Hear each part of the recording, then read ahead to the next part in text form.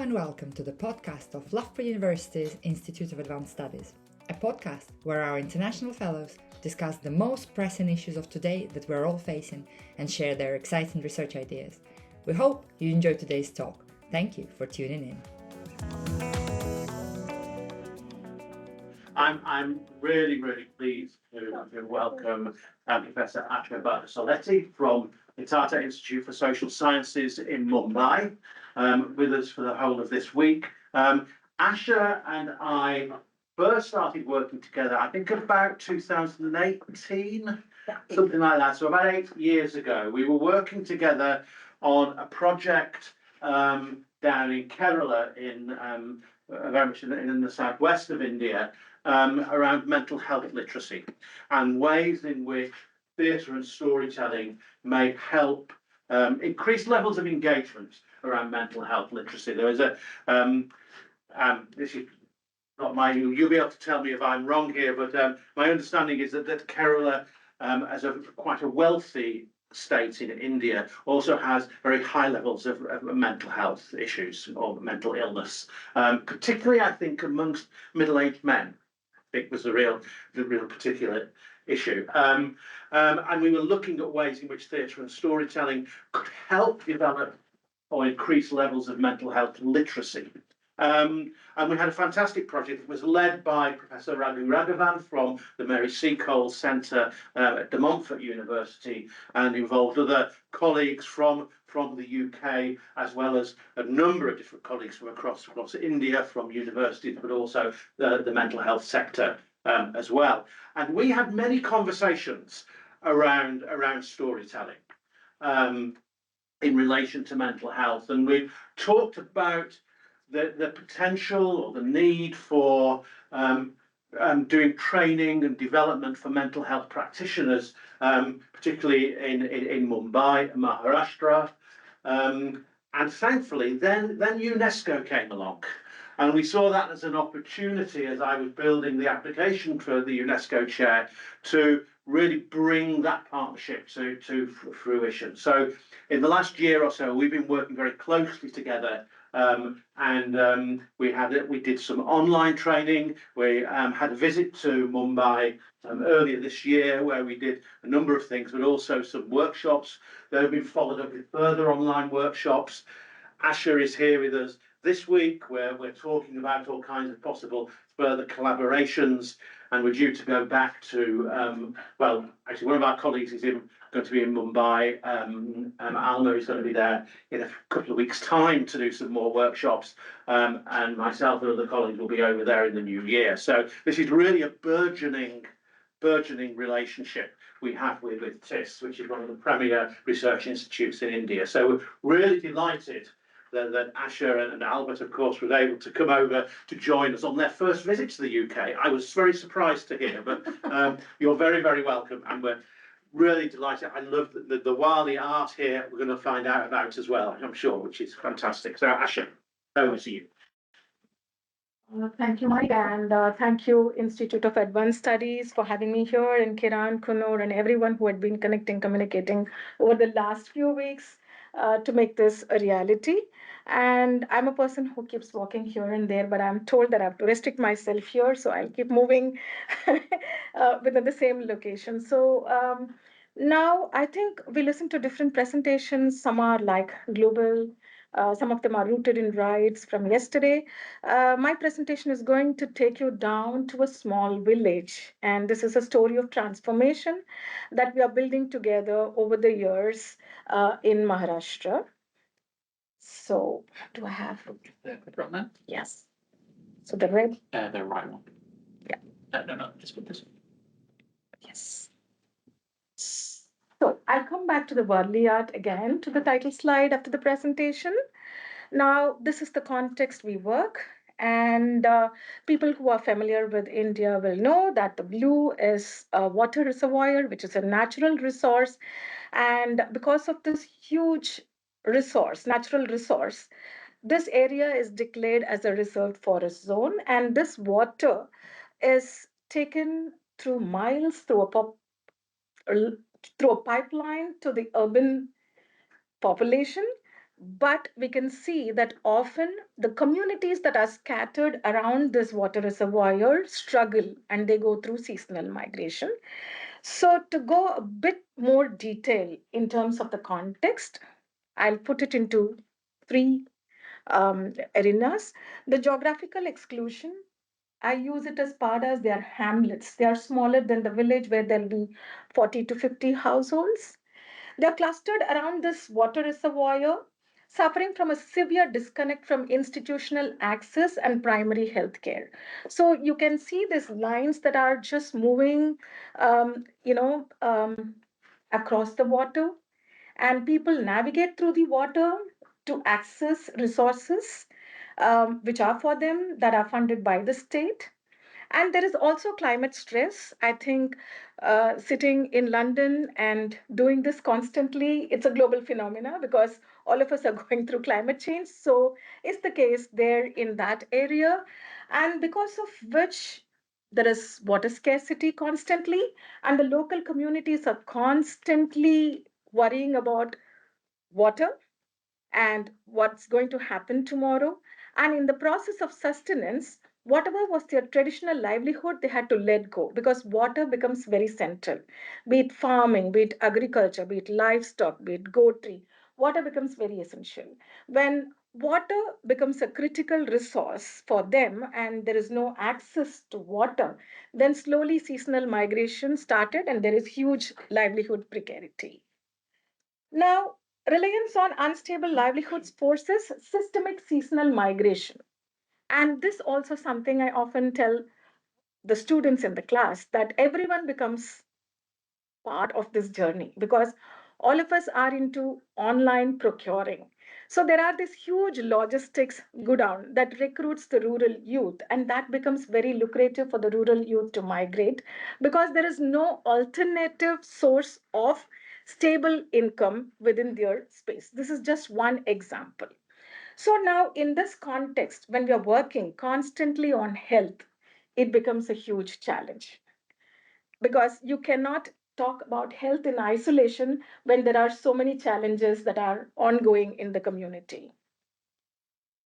So, to give you the visual to whatever I put, and that's the pipeline which takes water to the city and it travels across miles. And this is the way people travel because it's very insecure during monsoons, and because of which people do not even commute, rather, they isolate. Oftentimes, the primary health center says that the mothers are not registered for institutional delivery. There is no information on pregnant mothers. Immunization doesn't happen. That's essentially because people have to commute like this. Often, when people talk about access, now, it's very easy to say, oh, poor literacy, they are not aware of the modern facilities. That's why they're not coming. But again, when we actually literally place the students there, the meaning of access changes. It's not about poor literacy, it's because of the challenges in commuting. And this is the Varli paint, which is a local art. But what's happening in the recent past, this is taken over again. You can digitize it, people digitize, and then people are slowly losing their identity because it's part of a Varli community and their identity. And this is again the burden on women all the time. In rural communities, it's always, I just put it there, literally they're carrying something, but again, they're also carrying the huge load of burden of the community by carrying water, by carrying all the relief materials, and also the care of the community. And that is a local instrument tharpa, which is also kind of deteriorating. Maybe now 4, 5 senior citizens in the community know to play that, but the children are not adapting or attuned to learn something that's so traditional as part of their community. And that's made up of vegetable, it's bottle gourd. So that instrument is made up of bamboo and bottle gourd. So this is the reality. This is how they spend. So while I have some pictures now, uh, it's not a joke. People have counted how many hours women spend in carrying waters. They spend 10 to 11 hours. Okay. And they keep walking miles. And it's an art of balancing these three full pots. And this communicates. So I thought rather than me speaking, the photo scans. So resulting in a survival burden. There is time poverty. The water crisis forces women into exhausting daily routines of water collection. stripping away time for education or skilled labor. There is care deficit. Navigating a fragile economy means basic survival supersedes community care, child nutrition, and individual well being. Third is post migration, which I already mentioned. People move to the vicinities, and it also that they get into informal labor sector, which also gets very exploitative. Now, within this context, it's very important to look at what are we going to talk. I always tell in the class that if there is no water to drink, what am I going to talk about health in the community? We always talk about water, sanitation, and hygiene. When there is no drinking water, how am I going to talk to them about hand washing? Right? How can I talk about safe drinking water? Okay. So that's when we thought that we have to really shift our paradigm. And the whole understanding of ill health is socially produced and not merely biological. And we have looked at the pathways that is creating inequities, and we are trying to look at what can be done in terms of shifting the perspective, and so are interventions. So, this is the paradigm shift. When we started this journey in the community, we always worked on conducting health camps. We always facilitated working with the primary health centers in bringing pregnant women. We were training Anganwadi workers who are the barefoot professionals in the community, taking care of healthcare needs of 0 to 6 years. And we also work with Ashas, who are known as the accredited social health activists, funded by the government. So now, when we are looking and working with the health missionary, we are looking at treating clinical disease and symptoms, because our training is all the time about, okay, if you identify this is malnutrition, then you refer to the hospital. There is pregnant women, there is hemoglobin deficit, okay, prescribe iron pills and folic acid. So the initial phase was like that.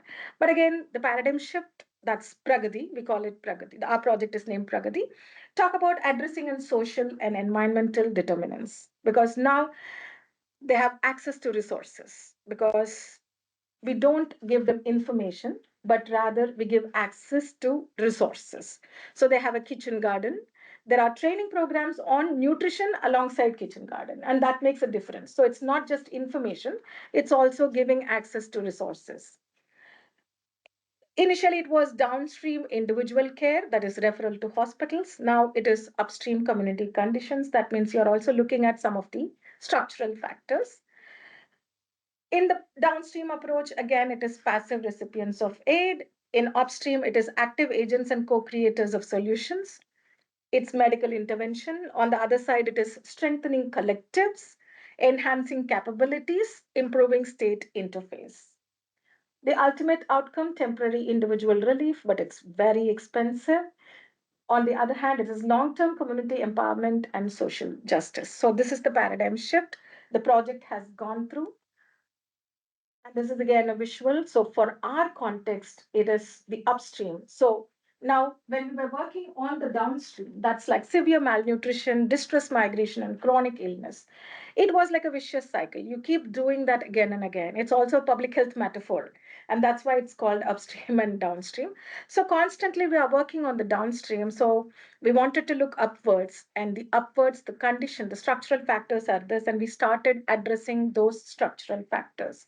So that's like looking at water as an intervention, looking at exclusion, how to create inclusive mechanisms, and also looking at gender equity. Now, the midstream interventions for those, it's unstable livelihoods, which we are addressing, and food and livelihood insecurity and educational gaps. So this is the way we see it. And all my slides, I have this water flowing through, because water is the central pillar of our intervention. Now, it cannot be top down, because when it is top down, we go and give resources and we move back. And that's not going to really sustain an initiative. So we looked at co creation. So there is even a story within the story. This project was called the Integrated Rural Health and Development Project, which was always a tongue twister for the local communities who do not speak English. So it's always like Tata ka project, because TIS is an university. And so they call it a Tata's project. There was no ownership. And then I started wondering what is happening. So we really re-envisaged the program. We started working with the community and asked them, how do you want to identify yourself? Then they named it as Pragati. And on the first slide, we had the logo of the project that also was designed by the community. So starting from the scratch one to even naming, strategizing, creating a logo and identity, it was with the community. So this is how we work. The key stakeholder is local communities. We work on, you know, they provide the project with the cultural knowledge, participating in needs assessment, and sustaining ownership. The second is the governance mechanisms. The local governance structures become our important stakeholder. And on the other side, the university. And this is the beauty of TIS. It's not only research, we also engage in direct intervention. This entire direct intervention is possible thanks to the university and the space they offer to look at community based interventions. And these are communities where our students also go for learning, for researching. So this becomes like a lab. Uh, It's also like running our own organization in a way. You teach, you practice, and students go into the field, learn, and come back. So it becomes like a full praxis circle. And also, we work all the time with the government because we definitely know to sustain any initiative, how do we build bridges between the community and the government? So we work with the local primary health center, the tribal development board, and ICDS, that's looking at integrated child development services, which is looking at 0 to 6 year old children. Now, this is again a snapshot because if the community has to look at us, it's like the Maslow's. You have to give them the basic needs. So, what the climate change took away from them, we had to really reinitiate work on the land and also diversified livelihood opportunities. And this is a heat map of all of the interventions, livelihood interventions that the project has been able to initiate and facilitate for the communities with the community. The only difference here is it's just not resources, it's also building the same with them. They also are equal partners in it. And also, there are processes that are part of the intervention where we identify, we offer training and exposure. We also are part of the infrastructure making with the community, the distribution, and ongoing veterinary aftercare interventions, and also impact, the refreshers in terms of what's going on. Are they connected to the market? Is there a household income change? Is there household consumption of nutrition, etc., will also be followed. So this is the way we look at our process timeline. Now, this is the pillar one. So now this is the one intervention which has reversed migration to substantial extent in two padas.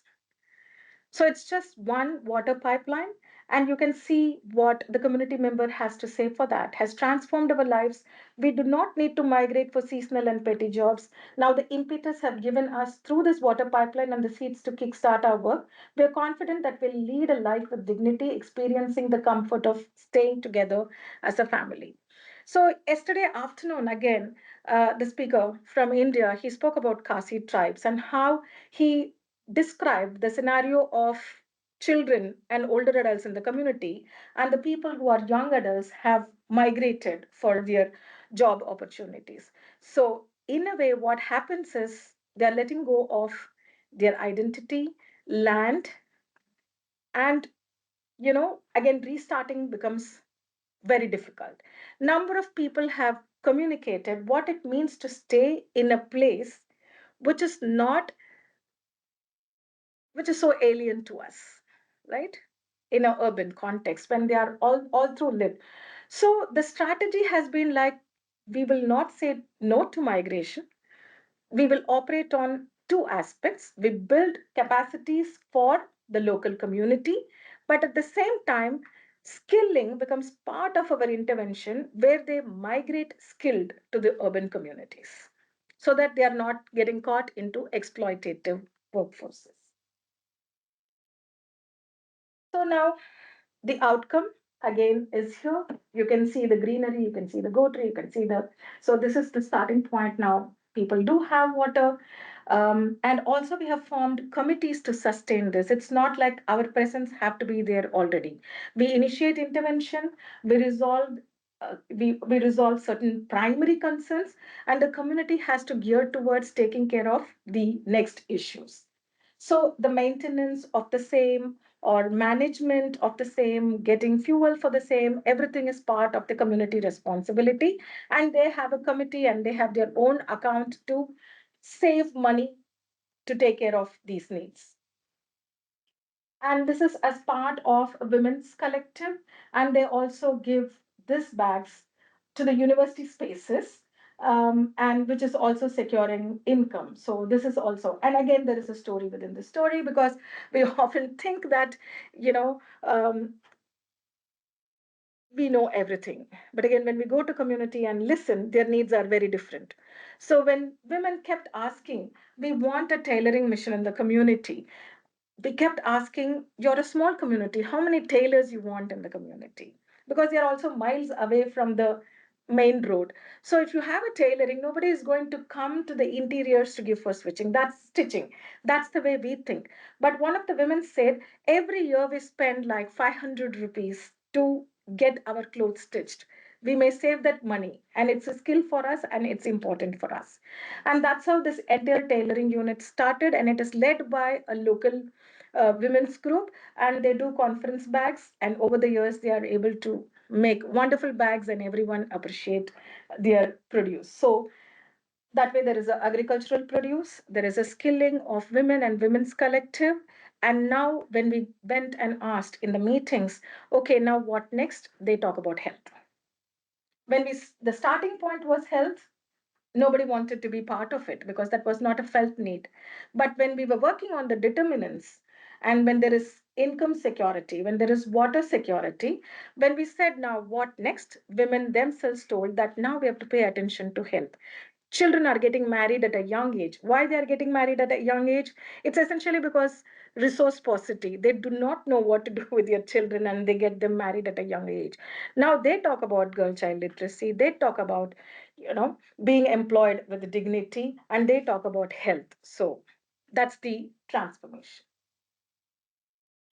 Now, pillar two, there is flora culture as well, because in this community there was always rice and pulses, but we utilized their strength, that is farming and agriculture. We initiated jasmine plantation, and I think jasmine, all of you know, in the form of a perfume, but it's a popular flower in the Indian context, and people buy, and it's becoming expensive day by day. So that's one income generating avenue that's there for the community. And there is livestock rearing and sustainable agriculture. So we have exited some of the communities after initiating these interventions. In the sense, it's successful and thriving, and they're able to take care of their own community needs.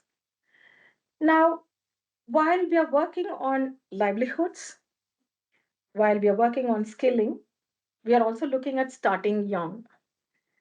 So, this is what starting young, that means we are working in schools that are funded by the Tribal Development Board. So, children come to these residential schools and they stay there and they study for a period of 10 years. During vacation, they can go back to their residence and come back. And this is completely funded by the government. Now, what happens here is it's almost like there is number of hours of classroom session, but there is no imagination. So we wanted to build that imagination, because there is so much of a disparities between urban space education and a rural space education. So we wanted to create imagination. So we started looking at skills within these schools that complemented the school education. So there are set of skills that are offered through some of the community volunteers. So they are not trainers again from urban context. There are multi-skilled trainers from the local community who understands the local dialect, and it's built on the local skills. So here carpentry is part of their identity. Farming is part of their identity. So in the 8th standard, the children are introduced to these skills. When we go to the community, we will see wooden carvings. That's coming very intuitively for them. So the children also learn. In that way, they are looking at local cultural skills while they develop the confidence in these skills. We slowly look at translational skills. That is, you teach them on how to use computers, what is English communication, how do you present yourself. So now we can go to the community, children have their own mics and talk with confidence. And that's a school. When several years ago when we visited, there was pin drop silence. So when I was standing outside the classroom where there are 100 children, I didn't hear a single noise, and I was stunned. That's because they don't, there is extreme fear. But now that's the same school which has noise, which has a buzz, which has some aspirations. Number of our schools are also getting into competitions and receiving awards because we have our model kitchens that are coming around the school. Like when I said farming, it's just not farming. They have respective classes taking care of small patches of kitchen land, and whatever comes as a produce will go back into the kitchen. So that also adds to their nutritional elements. Yeah, while we do this, we also work on training, capacity building of the government paraprofessionals, barefoot professionals who work within the health system. And this is the pillar 4, where we are looking at bridging the institutional gap. That is where we work, the community, and working with all the government stakeholders, that is Anganwadis. This is specifically by the government of Maharashtra now, which is called the breastfeeding units for mothers to have a private space and also have some interaction. And there is nutritional security as a pillar. There are government programs again for that. And also in terms of mobility, that is partnering with the Tribal Development Board to secure safe travel facilities during the harsh monsoon seasons. Because I showed you how they commute. So these are 4 aspects that we have done to act as a bridge between the state systems. So when you're doing capacity building and training of these stakeholders, you're able to work with the state system. The state system also is able to efficiently reach out to the community, and community's access also gets facilitated. And this is how we work. And now, what did we understand from this? It's not like, okay, we went there and we are doing a story of transformation. And do we stop from here? No. We also look at how do we theorize from here and how do we take the lessons further. So this is the theorizing that we have learned from that smaller community. The health is addressed through integrated community driven interventions on social determinants, education, gender, livelihood, and environment. And if these interventions are culturally grounded and participatory, then structural vulnerabilities are reduced, enabling agency, dignity, and sustained improvements in the well-being. So over the years of work, strategizing, re-strategizing, learning, and unlearning, this is the hypothesis or theory of change that we have evolved. And now we definitely can say that these are the strategic pillars of action for promoting community health owned by the communities themselves. So, if you're looking at community health or public health, look at material conditions, strengthen the social systems, enable institutional access, ensure cultural grounding, and also participatory approaches, and local leadership should be the strategy. So, this is the way we looked at our model, and these are the pillars of action that we have and that we have evolved for the project, and it is really working. Now, this is the arc of outcome because it's also an intervention. We have to look in terms of what are the outcomes. So, intermediate outcome, definitely there is empowerment. We have community taking responsibility for all the interventions, they take ownership. There are women's collectives. Now we are really moving towards creating a farmer producer organization and women's collectives running different small scale enterprises. Also, increase in terms of access to services that's given by the government. There is definitely a livelihood stability that is understood through the number of people who migrate to the peripheral peri-urban areas, and of course enhanced agency. Now these are some of the long term outcomes, that's improved health, because something that is very intergenerational, malnutrition also is intergenerational.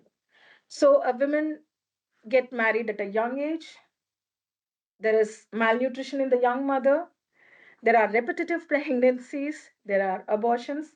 That means you can look at malnutrition is not something because some health issues happen with the girl child now, but it's also intergenerational because it's over the years. So now, in order to address that malnutrition, which is also one of the SDGs, it cannot be just giving a pill, but and also it's going to take a lot of time. And that's why we have put health as long-term outcome. On what are those indicators where we are expecting change? Definitely, we are looking at women's health. We are looking at bringing down maternal mortality rate. We are looking at healthy children. That means you are looking at hemoglobin about 10 for all the girl children. So this is going to be the long-term outcome for us, and reduced poverty in the communities. Also looking at gender equity, reduced migration, and community-led development. So these are the two strands we look at. So when we partly have achieved and seen visible results on intermediate outcome, there is also going to be a long term outcome for us. But in the face of the story is again not linear, there are challenges. Now, when you're going forward, there are other challenges that are coming up because this time again, rains have become so unpredictable. So now even parents feel, oh, do children have to look at farming or do they have to go for any other employment in the urban space? Now, this is a kind of challenge because the community have to decide for themselves, the representatives have to decide for themselves. So now, again, we have gone through a full circle and we are staying back again to see what's going to come further because they feel that you do farming, but it's not profitable. Okay. But at the same time, working in a community, sorry, working in a company which gives you a guaranteed salary at the beginning of the month becomes a easy resource and people are okay with that, but they're not able to see the long term. But we cannot blame the people, but that's the resource scarcity people live with. So now we have taken a full circle, but again we are seeing what are the challenges that are coming our way, and we will re-strategize again, sitting with communities and listening to their voices. So now the first part of it, that's the project, that's what we have been doing. Now, this is something interesting that when the team from Loughborough came for our sessions, we just visited the community. And I think Mike and the team were braving to travel in the heat to the rural community and were ready to walk miles in the heat. And I was constantly feeling very guilty that I'm putting them through this, you know, rough tour. But they braved, and that's when something differently occurred. We are doing and we are into the project, and the visitors came as a team and they told us so much is going on, have you ever captured it in a different way? And the kind of feedback that came from the team really motivated us to take the next step. Now, while we talk about empowerment, we are looking from the quantitative indicators. While We think in our head qualitatively. We were looking at impact. We looked at numbers. We never sat down and asked the women who are the key pillars of our intervention, what is happening? What is your journey like? What do you think you have achieved? We have never sat down because we are co creating. You're coming back from the issues from the community. We are telling you what can be done. We are looking at what are the resources. But never I sat because if you're working in 40 hamlets, there are 40 women workers from the community. There are volunteers from the community. We never sat with them. So we talk about cultural grounding, we talk about participatory action, but again, we never looked at amplifying the lived experiences. So, something that has happened in my community, it can also happen in other communities. So, we wanted to document the women's voices, and that is what is some insight that we got when the team visited us.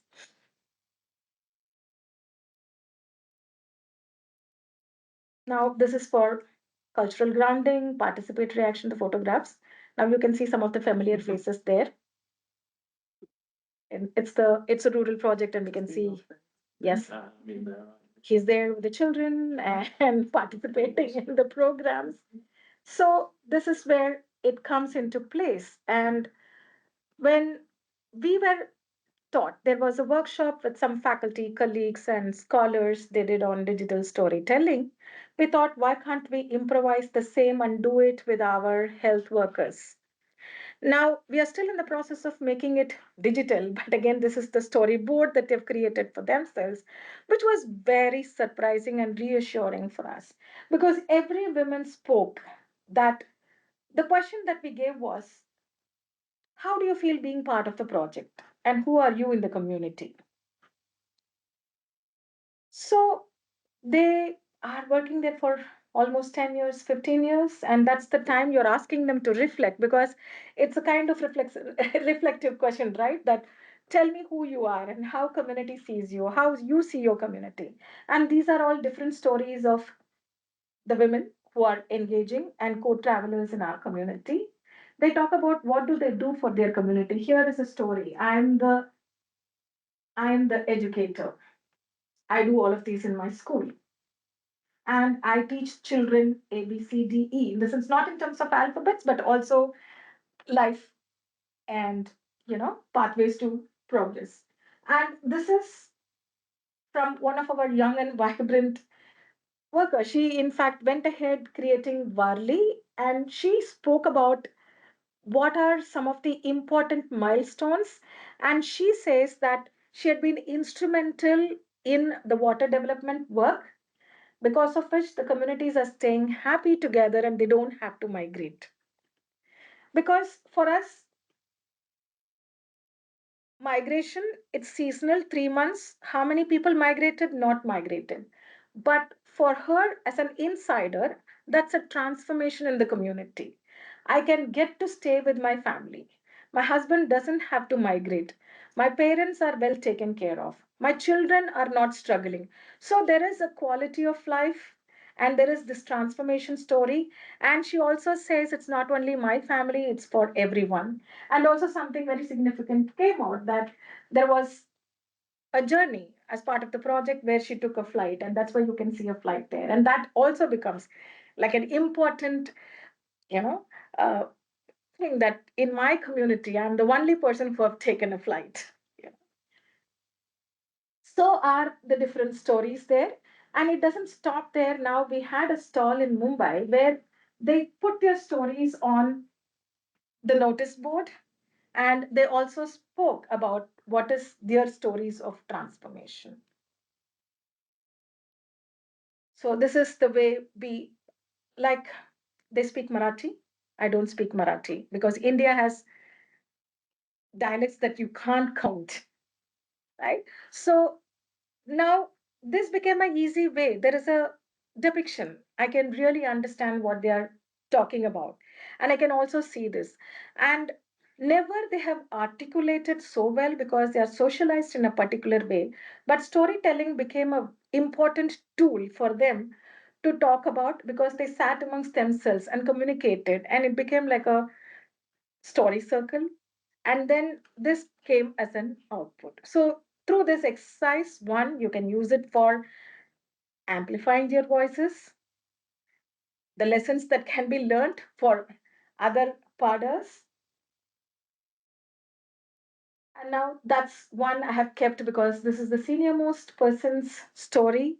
And again, in so many years, this is the first time I've heard her narrating, the transformation, because she topped the open school because she is in 40s, but we kept telling her that she has to complete her high school because local volunteers, they don't have their formal educational qualification. Despite the fact she has 10 years, 15 years for the project, we can consider only as a volunteer, but we cannot give a salary because there is no qualification, formal qualification. So we motivated her to do the open schooling, and she completed her 10th and she topped the school, and that is also there in that digital. And completing 10th standard in 40 years is not so easy.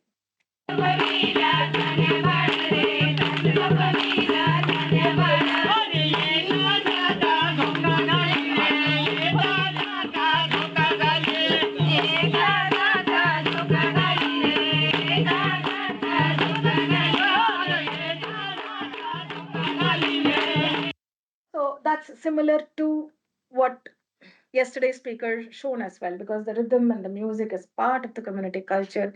And often I see that in all the communities, when we are working with indigenous communities, they're always a circle. They hold their hand, they are in circle, and that itself shows there is a collective nature to the community. And because of the very challenges, sometimes they leave their hands but they come back to hold, and that's why it's very important that we have to help them to hold their hands through their own culture, learning from them, and facilitating some supportive mechanisms that allows us to be together.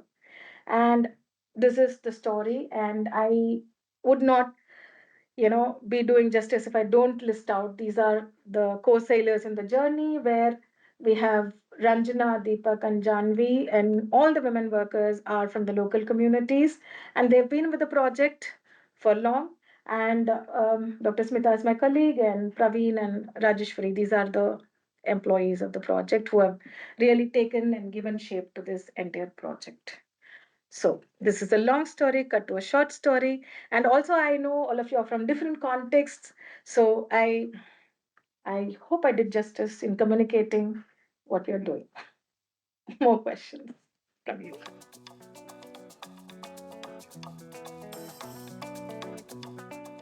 Thank you for listening to the podcast of Loughborough University's Institute of Advanced Studies. A quick reminder about how to stay connected. You can find us on Blue Sky, LinkedIn, and Instagram, and you can also watch the presentations on YouTube. The podcast is available on all the major platforms. Please download, share, and most importantly, subscribe. See you next time.